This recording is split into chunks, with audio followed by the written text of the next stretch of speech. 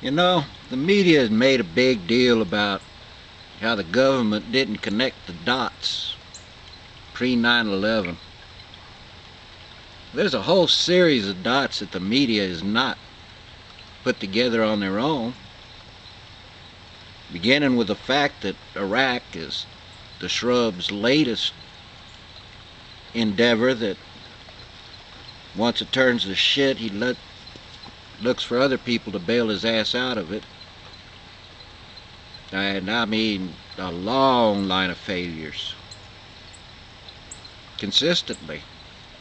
I don't believe there's been any endeavor he's ever endeavored that ended up without somebody having to come and rescue his chestnuts out.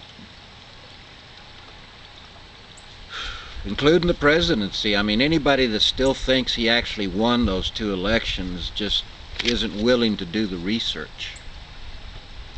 It's easy enough, you know. Greg Palast did beautiful investigation into that. I mean, the information's out there if you're just willing to take your blinders off. And speaking of Iraq and the dots, here's a couple of dots they're not bothering to connect. Petraeus, who is betraying us. Back in 2004, he's the guy that gave all the guns and money to the Shiites that turned into death squads. Turned out really well. Now he's doing the same thing for the Sunnis. If you don't understand that this civil war was planned from the very beginning, again, you're not doing the research. The information's all out there and available. All you got to do is get online, or hell, go to a good library and look in the reference section.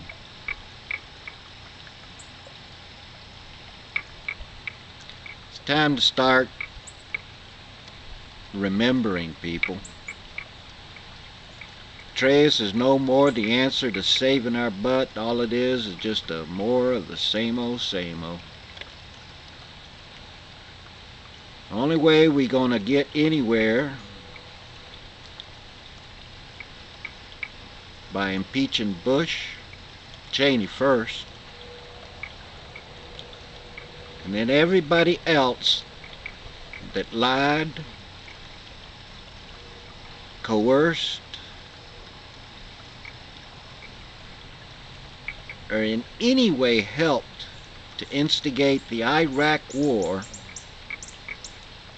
needs to be taken before a court of justice. Nuremberg trials are way overdue for the gang of thieves in the White House now. Hell, half the members of Congress, Democrat and Republican, are in cahoots. They all making money off it, people.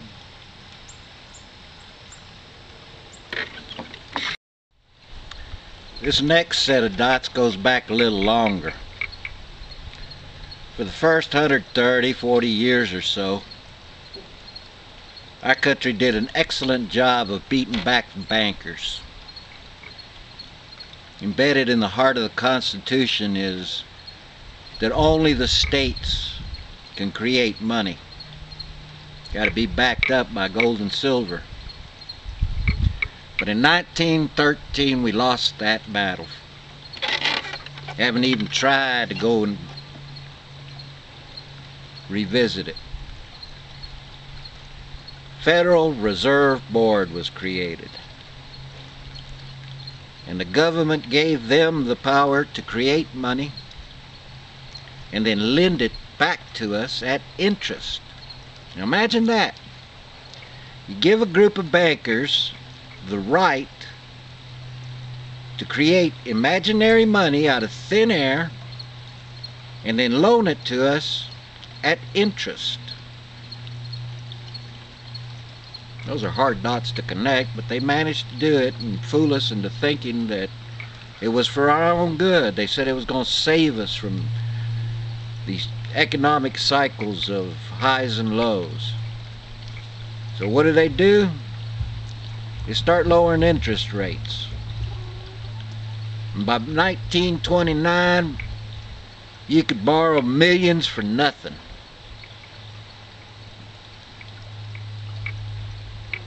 Or next to nothing. Then they tighten the screws, stock market crashes, the price of everything goes to next to nothing, and the elite buy it up, leaving the rest in debt and scrounging for the next meal. Then they did it again with the dot-com bubble. You remember that? It wasn't that long ago, 8 years or so. Lending out all kinds of money at low interest rates.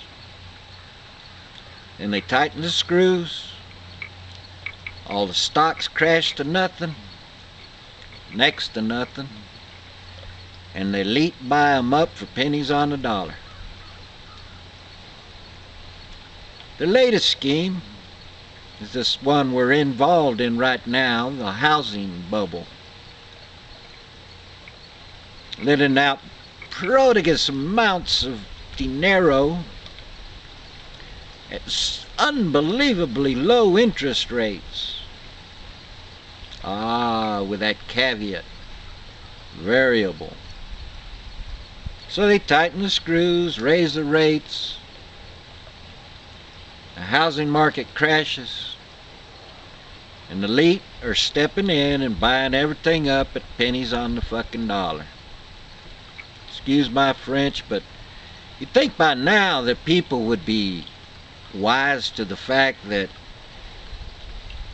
the whole purpose of turning the creation of money over to the bankers was not to stabilize the economy, but to give them the tool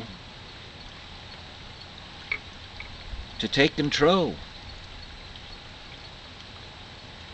to own all the property they could possibly own. And what do we get out of it? Oh, brand new bankruptcy laws that say that if you made a mistake, tough shit, you still in debt, and they gonna garnish your wages for the rest of your life, lock you into menial slave wage labor. Welcome to the New World Order. Don't be looking for Zionist or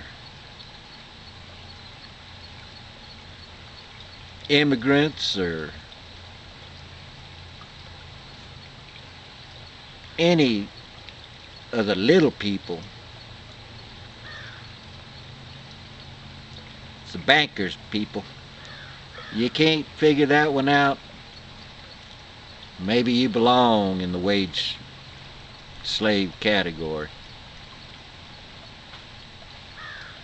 Now, into the circle file.